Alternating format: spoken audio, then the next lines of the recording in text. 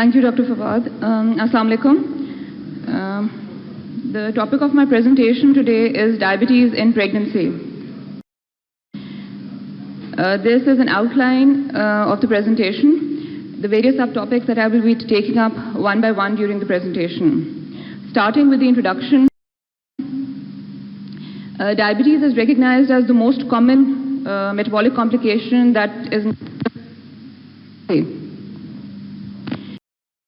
the reported prevalence of diabetic pregnancies worldwide ranges between 3 to 10%. But it's important to note that this prevalence of diabetic pregnancies is increasing worldwide. The reason behind this increase in the number of diabetic pregnancies relates to the very dramatic increase in obesity and type 2 diabetes that is being seen in all age groups. But particularly, the epidemic of obesity and type 2 diabetes is affecting the younger age group. And this younger age group includes women of childbearing age as well. And that is contributing to the problem. Another important point I'd like to highlight about diabetic pregnancy is that despite improvement in treatment plan and despite improvement in pregnancy outcomes, diabetic pregnancy till today is considered a high-risk pregnancy with serious implications both for the mother and the baby, irrespective of whether the diabetic pregnancy is type 1 or type 2. The results from a UK-based study have recently shown that even in the best centers, the outcomes for diabetic pregnancies are not good as compared to non-diabetic pregnancies.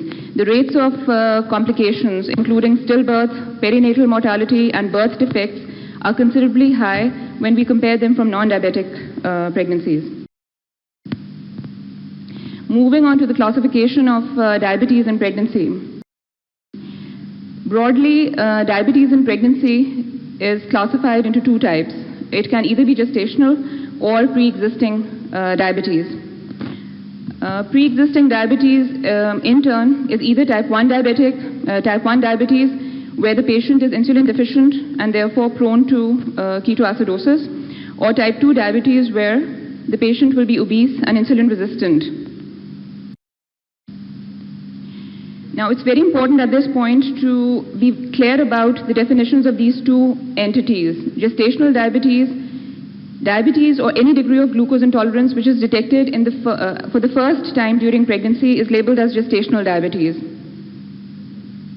This group of gestational diabetes will include those patients or those females as well in whom there may be type 2 diabetes which is undiagnosed prior to pregnancy but is detected for the first time during pregnancy. As opposed to gestational diabetes, pre-existing diabetes is self-explanatory. Simply put, a diabetic female patient becoming pregnant is labeled to have pre-existing diabetes.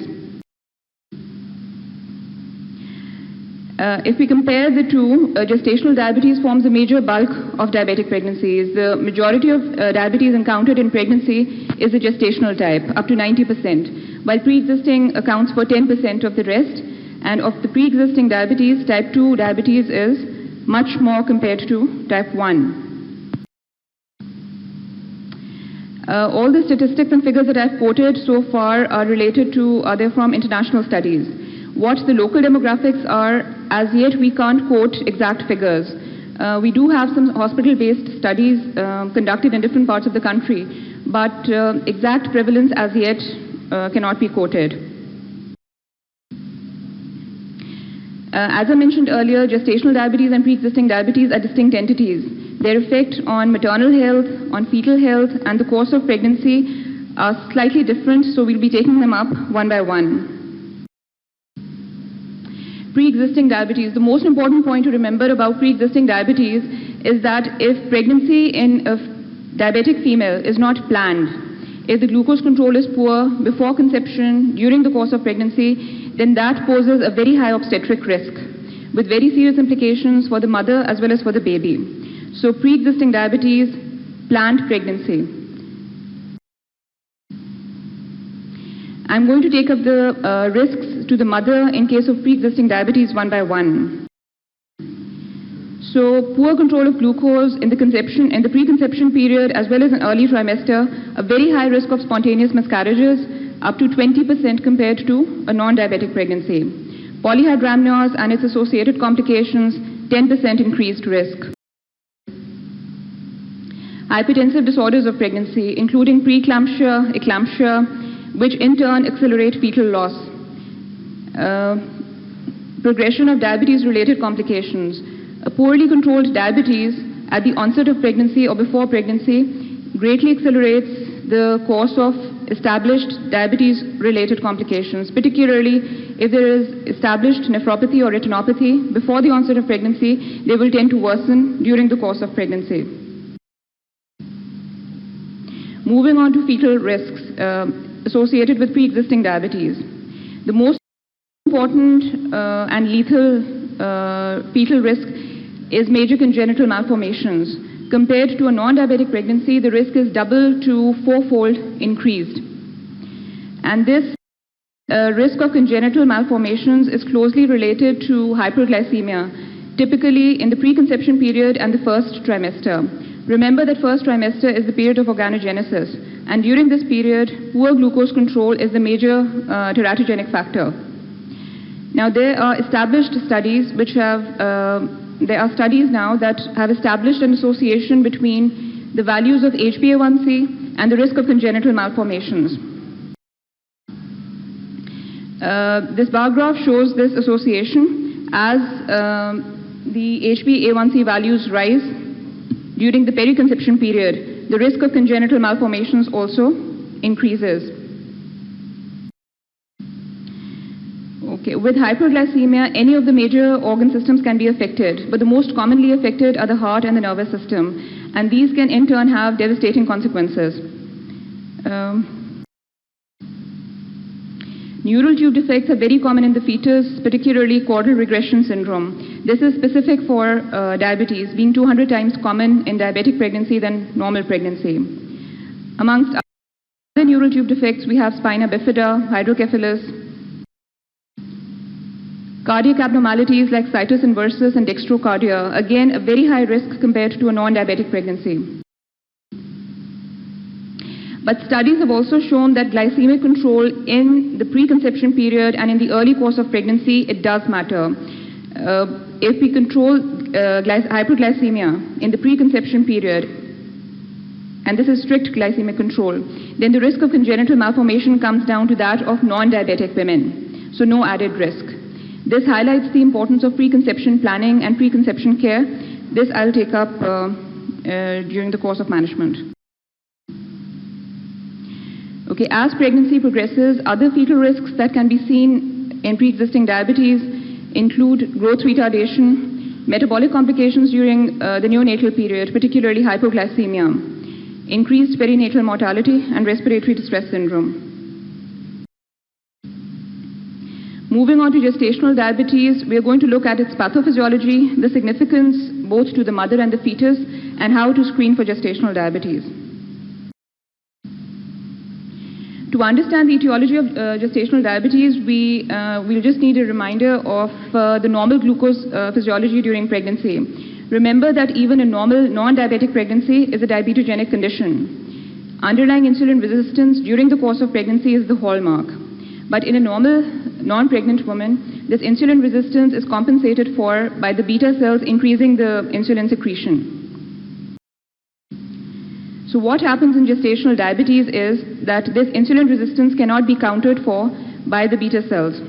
So in this case, gestational diabetes shares the same pathophysiology as that of type 2 diabetes, a combination of insulin resistance and failure of the beta cells to meet up with the increasing insulin demand.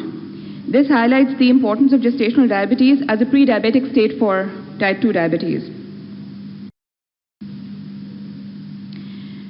Like pre-existing diabetes, the onset of gestational diabetes confers the person to have a high-risk pregnancy. And it has serious implications both in the short term and the long term for the mother as well as for the child. For the mother, the short-term obstetric risks include increased chances of birth trauma, the need for instrumentation, and a higher rate of cesarean section versus compared to normal delivery. But in the long term, there are more serious risks. Gestational diabetes, like I've mentioned, is a pre-diabetic state. So there is a very high future risk of developing type 2 diabetes. As many as 50% of women who develop gestational diabetes will go on to develop type 2 diabetes anywhere between 10 to 15 years if they are not careful with their weight or their lifestyle. The chances of gestational diabetes recurring in future pregnancies is also very high, reaching in some cases up to 80% or more. The fetus is also not, there are also short-term risks for the fetus, including late intrauterine death, a higher rate of stillbirth, and fetal distress during labor. The most important complication is that of macrosomia, or large for gestational age babies, and associated injuries resulting from that: birth trauma, shoulder distortion, and brachial plexus damage. In the long term, the child again has a high risk of childhood obesity and type 2 diabetes in later life. Neonatal complications of hypoglycemia, particularly if prolonged, will affect the intellectual development of the child as well. There are certain subgroups of women who are at high risk of developing gestational diabetes, and these need to be targeted. Any woman who has previous history of gestational diabetes, previous history of delivery of a macrosomic child, obese women, BMI more than 35, a strong family history of diabetes, and certain high-risk races, amongst them Pakistan being a South Asian country, is at high risk of, the females are at high risk of gestational diabetes. The method of screening is a single one-step approach, that is by 75 grams of oral glucose tolerance test. So, for Pakistani females, Pakistani pregnant females, because they constitute a high risk for gestational diabetes, universal screening of all female pregnant females is indicated. They should be screened for undiagnosed type 2 diabetes at booking visit, and if the blood glucose values are normal, then they should be screened for gestational diabetes at 24 to 28 weeks.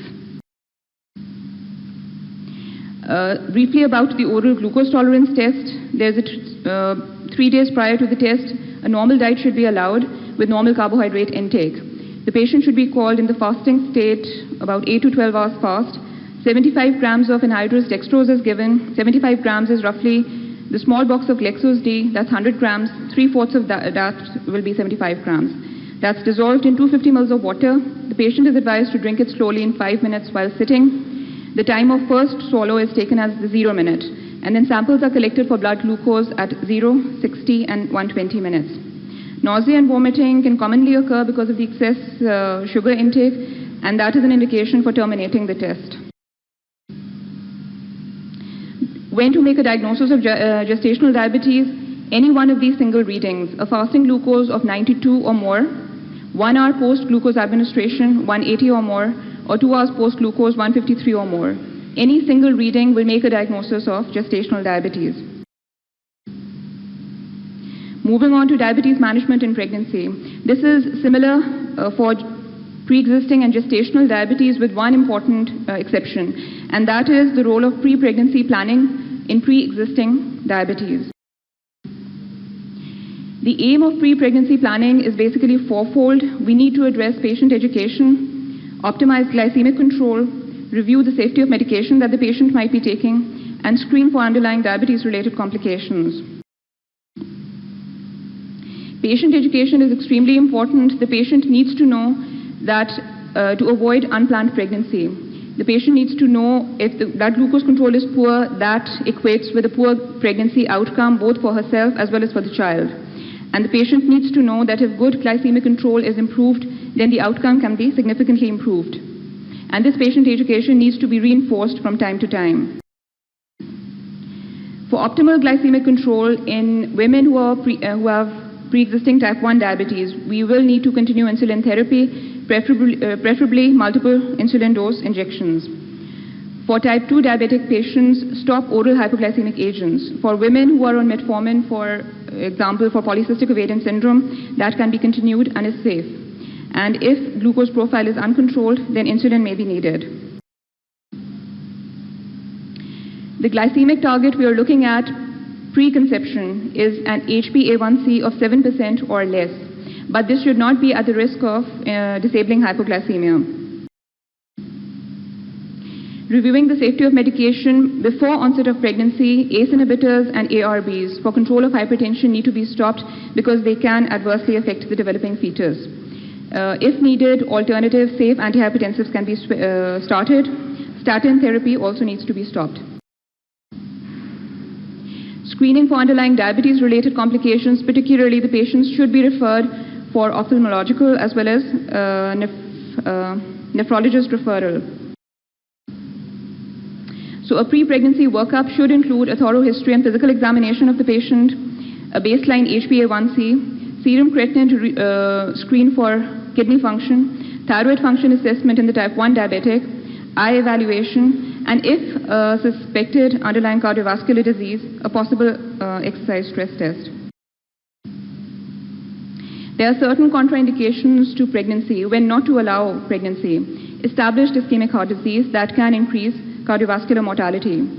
Active and advanced grade of retinopathy. Untreated and established renal insufficiency. Or severe degree of autonomic neuropathy if the patient is having intractable GI symptoms of nausea and vomiting. Diabetes management post-conception, this will be similar for both pre-existing and gestational diabetes. But we have to remember that managing a diabetic pregnancy, which is a high-risk pregnancy, is not a single person's job. It needs collaboration between the diabetes clinic, the antenatal clinic, and frequent contact with the patient every 2 weeks for diabetes monitoring. For gestational diabetes, the treatment options are threefold. We start with diet and exercise, moving on to medication. Diet forms the cornerstone of management of gestational diabetes. Majority of patients who have gestational diabetes can be very well controlled with dietary advice alone. But remember that each patient will need an individualized nutrition plan based upon the patient's BMI, the lifestyle, and dietary preferences. But we need to advise the patient to distribute the calorie intake over the period of 24 hours. Preferably either 3 full meals with 3 small snacks in between, or 6 to 8 small snacks is recommended. The aim is to prevent postprandial hyperglycemia that the patients are prone to. A bedtime snack to avoid nocturnal hypoglycemia, and then body weight monitoring is essential at each visit. Weight loss is not routinely recommended because it can precipitate starvation, ketosis, but in patients with BMI more than 27, some restriction of calories, particularly focusing on carbohydrate restriction, should be done. This table shows the calorie requirement in pregnancy based upon the BMI of the patient. A rough guidance is that for thin and lean pregnant patients, on average 2,000 calories per day, and for obese women, on average somewhere between 850 to 900 calories per day, as a rough guide can be given. Calorie composition of the meal, more than up to 50% should come from high fiber carbohydrates. High fiber are low glycemic index carbohydrates, which will be discussed later on during the course of type 1 and type 2 diabetes presentations. 30% from unsaturated fats and at least 20% from proteins. Exercise is a useful adjunct to diet in the treatment of gestational diabetes, provided there are no contraindications to exercise, obstetric or medical. The women should be advised 30 minutes of normal exercise. Walking is a good option, but for patients who are taking insulin therapy, we need to advise them about the risk of hypoglycemia during exercise or post-exercise. So when do we need to start definitive therapy in gestational diabetes? The indications are 2. Diet is excellent in the management of gestational diabetes, but do not wait too long before starting definitive therapy. Diet and exercise are to be given a trial of 2 weeks, and if the blood sugar targets are not being met with, then treatment should be started. The other indication is fetal macrosomia on ultrasound, or accelerated fetal growth. Insulin remains the gold standard. It doesn't cross the placenta and is effective in achieving a good glycemic control. Starting dose of insulin indication, at what level should the insulin be started? Guidelines differ, but roughly fasting blood sugar of more than 105 2 hours postprandial more than 120. Again, the starting dose of insulin based on patient's weight tends to vary from population to population. It's important to remember that the insulin dose requirement will fluctuate during pregnancy. In the early part of pregnancy, insulin requirements will be low because of the vomiting of pregnancy and because of increased insulin sensitivity. But as insulin progresses because of under the effect of placental hormones, insulin resistance increases and the requirements will increase, particularly in the latter half of pregnancy. Insulin dose regimens, the most preferred is basal bolus regimen, in which basal insulin, intermediate acting insulin, that is NPH, is given at 11 p.m. before bedtime, or twice daily before breakfast and at bedtime.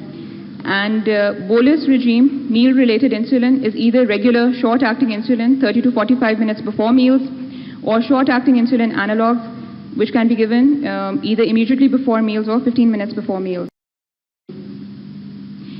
Insulin analogs in pregnancy, short-acting analogs have been studied and they have been found to be effective and both effective and safe in pregnancy.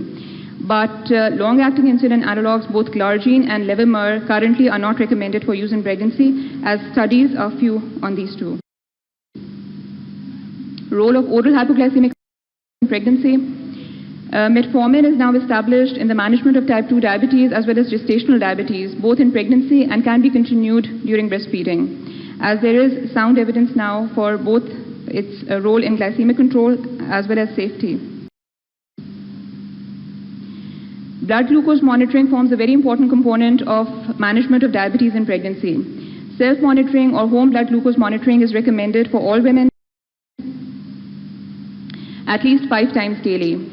Fasting blood sugars 1 hour post meals and before going to bed to prevent nocturnal hypoglycemia. In some cases, if the patient is having nocturnal symptoms, an additional reading may be needed at 3 a.m. So what are the glycemic targets we're looking at in pregnancy? Fasting blood glucose less than 106 and a 1 hour postprandial less than 140.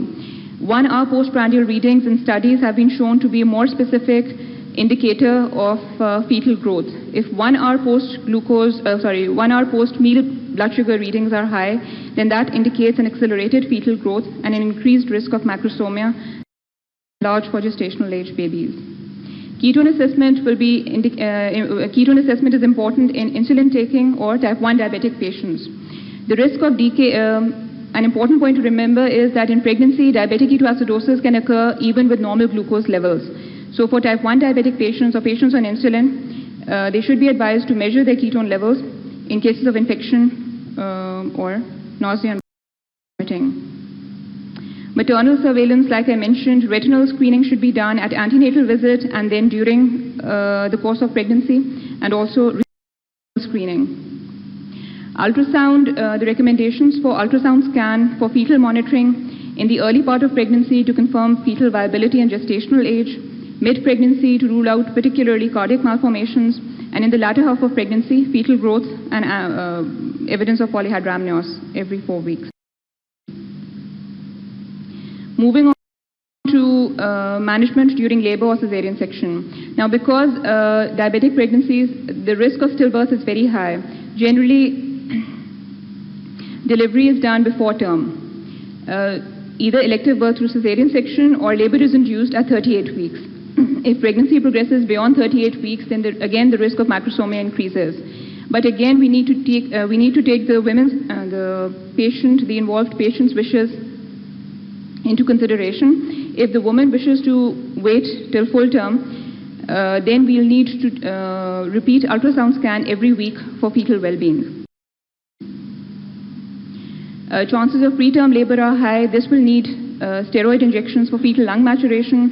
Steroids are not contraindicated, but glucose control in the mother may be disturbed, and that will need to be adjusted accordingly. During labor or cesarean section, frequent blood glucose monitoring, and we are aiming to keep the blood sugars anywhere between 72 to 126. For type 1 diabetic patients, or if the above glycemic targets are not being met with, then dextrose and insulin infusion will need to be started.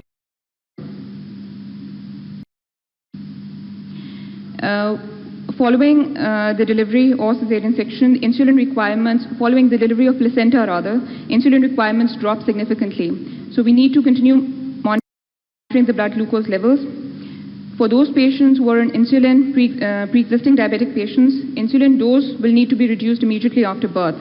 For pre-existing type 2 diabetes, other than metformin, no other oral hypoglycemic should be started while breastfeeding, but metformin is safe. For gestational diabetes, all hypoglycemic medication and insulin can be stopped after birth, and they can be controlled on diet and exercise thereafter, but based upon their blood glucose profile. Remember that gestational diabetes is a pre-diabetic state, and the risk of future diabetes is very high. So these need to be followed up. The method is 75 grams of oral glucose tolerance test at 6 weeks postpartum, and then lifelong screening every 3 years thereafter. On breastfeeding, lactation is definitely recommended. It has its benefits in that it reduces the risk of diabetes in the child, it reduces childhood obesity, promotes infant growth. But a bit of caution, during lactation, insulin requirements will drop further. So they need to adjust the insulin dose, and they'll need to take an extra carbohydrate snack before feeding. During breastfeeding, ACE inhibitors and statins are not to be started. Metformin is safe. Finally, to conclude, two important points about pre-existing diabetes. Remember, unplanned pregnancy poses a very high obstetric risk, so focus on pre-pregnancy counseling. And for gestational diabetes, all Pakistani pregnant women are high risk. They need to be screened for gestational diabetes. And because gestational diabetes can progress to type 2 diabetes, postpartum OGTT and maintenance of a healthy lifestyle with avoidance of obesity needs to be avoided and stressed. Thank you.